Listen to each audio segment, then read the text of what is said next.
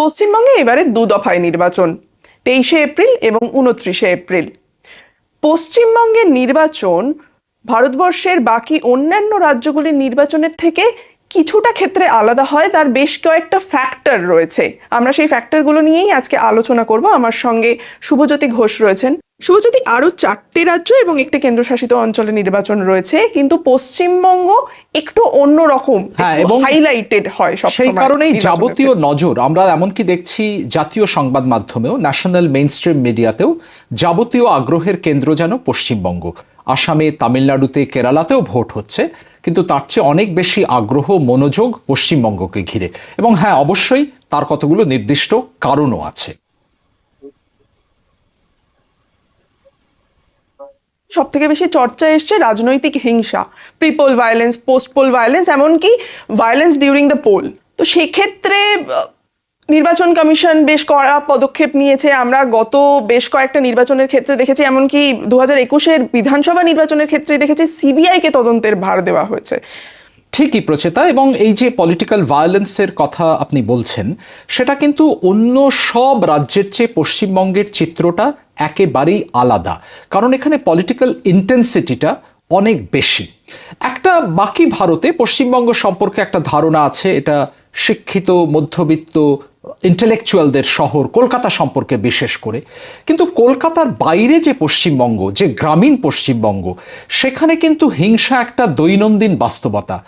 পশ্চিমবঙ্গ এমন একটা রাজ্য যেখানে জমি কম, কৃষি জমি কম, জনসংখ্যা বেশি, অল্প জমিতে বহু লোকের বাস, এবং এটা হিংসা ডেকে আনার একেবারে উর্বর জমি বলা যেতে পারে। এবং আমরা দেখেছি এই রাজনৈতিক সহিংসতার ইতিহাস কিন্তু আজকের নয়, এটা খুব পুরনো। 1940-এর দশকে বামপন্থীরা যখন তেভাগা আন্দোলন করেছিলেন, তখনও কংগ্রেসের সঙ্গে রক্তাক্ত সংঘর্ষ হয়েছিল, এবং সেই ধারাবাহিকতা সমানে চলেছে। যখন বামপন্থীরা ক্ষমতায় ছিল না, কংগ্রেসের সঙ্গে সাঁইবাড়ি হত্যাকাণ্ডর মতো নৃশংস ঘটনা ঘটেছে। এবং তারপরেও বামপন্থী আমলেও আমরা দেখেছি 34 বছরের যে বামপন্থী শাসন পশ্চিমবঙ্গে, সেই আমলেও হিংসাটা ছিল একেবারে অপরিহার্য অংশ পশ্চিমবঙ্গের রাজনৈতিক ল্যান্ডস্কেপে, এবং সেই ধারাবাহিকতাই এখনো চলছে। একটা জিনিস খেয়াল করে দেখবেন, পশ্চিমবঙ্গে ভোটের পরে যত বেশি লোক ঘর ছাড়া হয়ে মাসের পর মাস, এমনকি বছরের পর বছর থাকতে হয়, এই দৃশ্য কিন্তু অন্য কোনো রাজ্যে হয় না। ধরা যাক উত্তরপ্রদেশ, যেই রাজ্যের সহিংসতা বা ল অ্যান্ড অর্ডার সিচুয়েশন নিয়ে খুব একটা সুনাম নেই, সেখানেও সমাজবাদী পার্টি ক্ষমতায় থাকে, বিজেপি আসে, কখনো বহুজন সমাজ পার্টি ক্ষমতায় থাকে, ক্ষমতার পালাবদল হয়, কিন্তু কখনো এমন হয় না যে একটা দলের সমর্থকদের তাদের দল লখনৌতে হেরে গেছে বলে ঘর বাড়ি ছেড়ে চলে যেতে হয়। পশ্চিমবঙ্গের ইতিহাস বলে রাজনৈতিক ইকোসিস্টেমে উইনার টেকস অল ব্যাপার আছে, মানে শাসক দলের হাতে সমস্ত ক্ষমতা। একটা গ্রামের যে ইকোসিস্টেম, বা একটা কলকাতা শহরের একটা বা শহরতলির একটা পাড়ায় যে দৈনন্দিন জীবন, সমাজ জীবন, সেখানে বাঁচা, সেখানে থাকা, সবটাই নিয়ন্ত্রণ করে শাসক দল বা তাদের প্রভাবিত সংগঠন। এইটাও একটা কারণ হতে পারে যে রাজনৈতিক সহিংসতা এত তীব্র। অন্যান্য রাজ্যেও এসআইআর হচ্ছে, কিন্তু পশ্চিমবঙ্গ, এমনকি সুপ্রিম কোর্টের অবজারভেশনেও উঠে এসছে যে এসআইআর অন্যান্য রাজ্যে হচ্ছে, সেখানে কেন সমস্যা হচ্ছে না, পশ্চিমবঙ্গে এত সমস্যা কেন? কোনো সন্দেহ নেই, কারণ 12টা রাজ্যে, পশ্চিমবঙ্গ সহ 12টা রাজ্যে এই যে ভোটার তালিকা সংশোধন বা স্পেশাল ইন্টেন্সিভ রিভিউ যেটাকে বলা হচ্ছে, এই রিভিশনের কাজটা হচ্ছে। কিন্তু পশ্চিমবঙ্গের মতো এত বিতর্ক, বিরোধ, এত অসন্তোষ, এত লোকের নাম বাদ পড়া নিয়ে ক্ষোভ, বিক্ষোভ, এবং খোদ মুখ্যমন্ত্রীর সুপ্রিম কোর্টে চলে যাওয়া, হ্যাঁ, এই মামলা করে সেই মামলায় সওয়াল করতে, এই ধরনের দৃশ্য কিন্তু আর কোনো রাজ্যে দেখা যায়নি। তবে এটারও একটা প্রেক্ষাপট আছে, প্রেক্ষিত আছে আমি বলবো। এই কারণে পশ্চিমবঙ্গের যে বর্ডার ডায়নামিক্স, এটা একটা সীমান্তবর্তী রাজ্য, এবং স্বাধীনতার পর থেকে পশ্চিমবঙ্গে কিন্তু ইনফ্লাক্স, যদি আমি বলি, হিন্দু সম্প্রদায়ের এবং মুসলিম সম্প্রদায়ের, এটা হতেই থেকেছে, এবং এটা একবারে থেমে যায়নি। এটা অনেকে বলেন আজ পর্যন্ত এটা চলেছে। কলকাতা একটা শিল্পাঞ্চল, কলকাতা হাওড়া শিল্পাঞ্চল, আশেপাশের তুলনায় দরিদ্র রাজ্যগুলো থেকে, বিহার, উড়িষ্যা, আসাম থেকেও বহু লোক পশ্চিমবঙ্গে এসছেন, বসবাস করছেন, এরকম ঘটনাও ঘটেছে।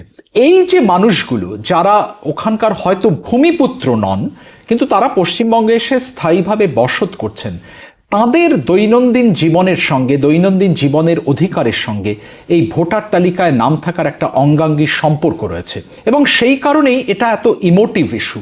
এত লোকের নাম বাদ পড়া, এটা নিয়ে এত আবেগ, এত ক্ষোভ তৈরি হয়েছে ওই কারণেই। এই প্রশ্নটা উঠছে যে এটা তাদের নাগরিক অধিকার ভবিষ্যতে খর্ব করবে না তো? এবং বিজেপি ডিফেন্ড করছে যে এটা দরকার ছিল ভুয়ো ভোটার বাদ দেওয়ার জন্য। সেই যুক্তিটাও কেউ কেউ গ্রহণ করছেন এবং খুব সিগনিফিকেন্টলি বারবার নির্বাচন কমিশনকে কাঠগড়ায় তোলা, কাঠগড়ায় তুলছেন তিনি। কারণ নির্বাচন কমিশন, আমরা তো দেখতেই পাচ্ছি নির্বাচন কমিশন কাজটাকে খুব সুষ্ঠু মসৃণভাবে করতে পারেনি। এটা নিয়ে এত বিভ্রান্তির অবকাশ। উনি সেটাকে রাজনৈতিক ইস্যু করছেন, মমতা ব্যানার্জি সেটাকে সঙ্গত কারণেই রাজনৈতিক ইস্যু করছেন। যেটা বলার, এই এসআইআর নিয়ে পশ্চিমবঙ্গের যে বিতর্ক, এটা কিন্তু এই নির্বাচনী চালচিত্রটাকে সম্পূর্ণ পাল্টে দিয়েছে। মানুষ কিন্তু দুর্নীতির ইস্যু যেগুলো ছিল বা আরো অন্যান্য যেসব ইস্যু ছিল তৃণমূল কংগ্রেস সরকারের বিরুদ্ধেই, সেগুলো ভুলে গিয়ে অনেকেই এখন শুধু এসআইআর নিয়ে কথা বলছে।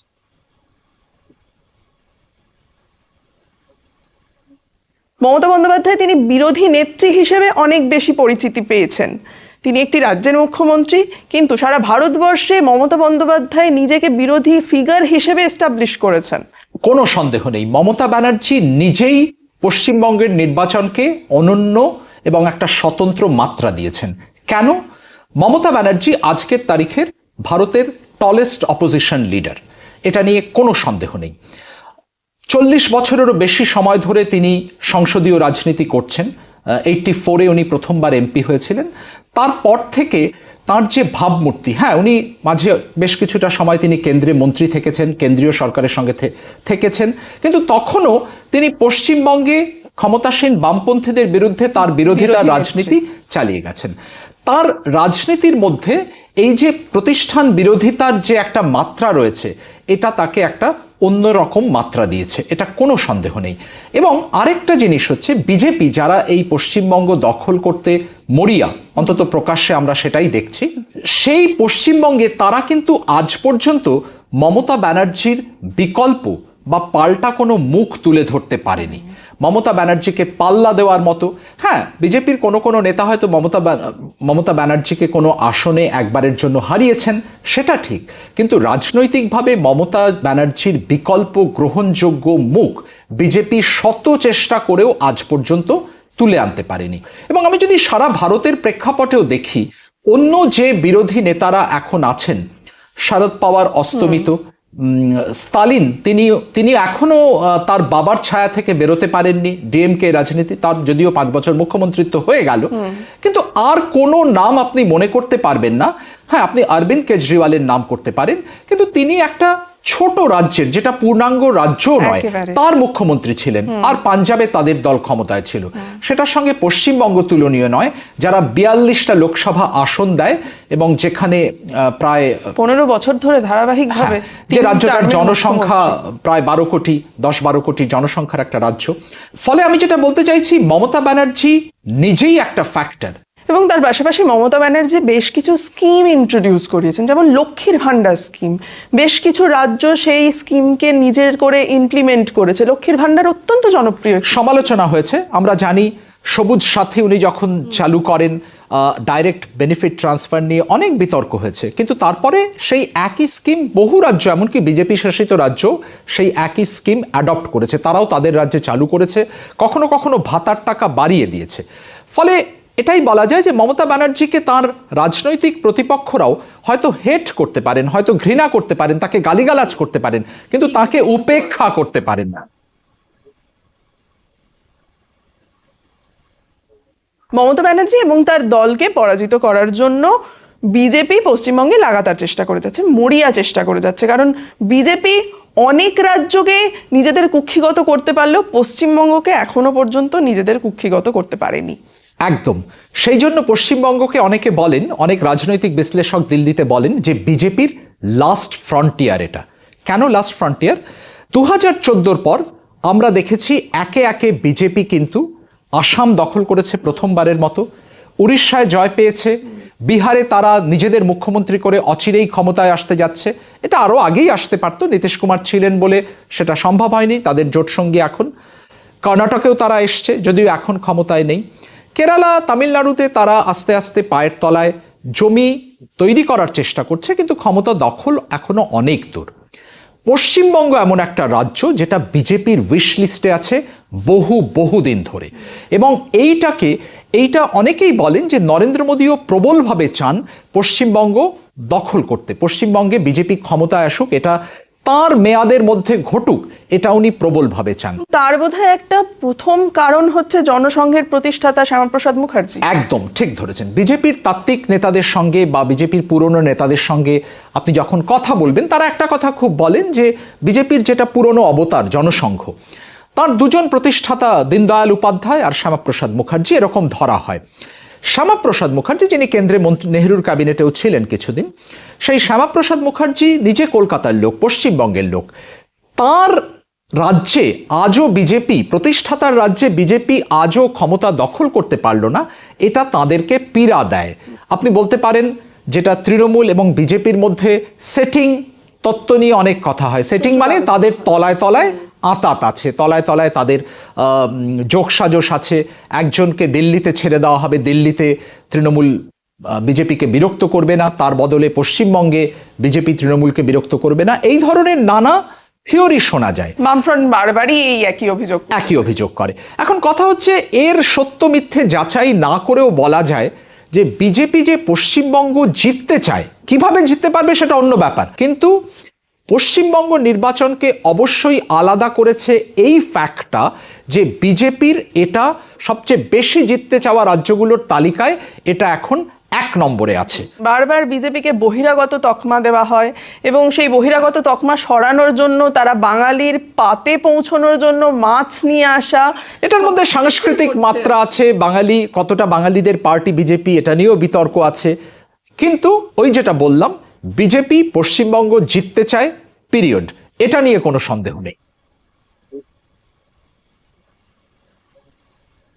আমরা যদি পশ্চিমবঙ্গের স্বাধীনতার পর থেকে ধারাবাহিকতা দেখি, তাহলে খুব ধীর গতিতে পশ্চিমবঙ্গে সরকার বদলেছে। পশ্চিমবঙ্গের মানুষ ক্ষমতার পরিবর্তন করতে অনেক সময় নিয়েছেন, বছরের পর বছর সময় নিয়েছেন। আপনি যেমনটা বলছিলেন, স্বাধীনতার পর থেকে যদি দেখি, 77 সালে পশ্চিমবঙ্গে প্রথম বামফ্রন্ট সরকার, বামপন্থীদের সরকার গঠিত হয়। তার আগের যে 30 বছর প্রায়, এর মাঝখানে একটা সংক্ষিপ্ত যুক্তফ্রন্ট পিরিয়ড বাদ দিলে, যুক্তফ্রন্ট আমল বছর দুয়েকের জোড়াতালির দু একটা সরকার বাদ দিলে, একটানা কিন্তু কংগ্রেস শাসনেই ছিল পশ্চিমবঙ্গ। এবং তারপরে ইমার্জেন্সির পরে বামফ্রন্ট এলো। বামফ্রন্ট 34 বছর, একটানা 34 বছর, দীর্ঘ সময়, দুজন মুখ্যমন্ত্রীর আমলে, জ্যোতি বসু এবং তারপরে বুদ্ধদেব ভট্টাচার্য, 34 বছর তারা রাজ্য শাসন করেছে। তারপরে এলেন মমতা ব্যানার্জি, 15 বছর হয়ে গেছে, একটানা পরপর 3টে নির্বাচন জিতে 4র্থ নির্বাচনে এখন তিনি লড়তে যাচ্ছেন।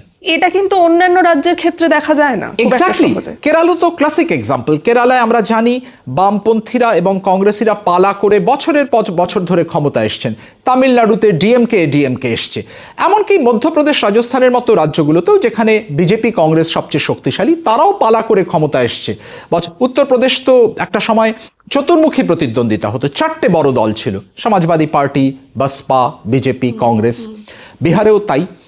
পশ্চিমবঙ্গের মতো এরকম যে শাসক দলের প্রতি বছরের পর বছর আস্থা রেখে যাওয়া, ধরা যাক 30 বছর, তারপরে 34 বছর, এখন 15 চলছে। এটা কি 20-র সংকেত পাবে নাকি না 15 তো থেমে যাবে, এটা বড় প্রশ্ন। হ্যাঁ, অভিযোগ উঠেছে যে নির্বাচনী কারচুপির শাসক দলের বিরুদ্ধে বারবার, বামপন্থী আমলে উঠেছে, কংগ্রেস আমলে উঠেছে, তৃণমূলের আমলে উঠেছে। তৃণমূলের আমলে তো দুর্নীতির প্রচুর অভিযোগ রয়েছে, তা নিয়ে মামলাও হয়েছে।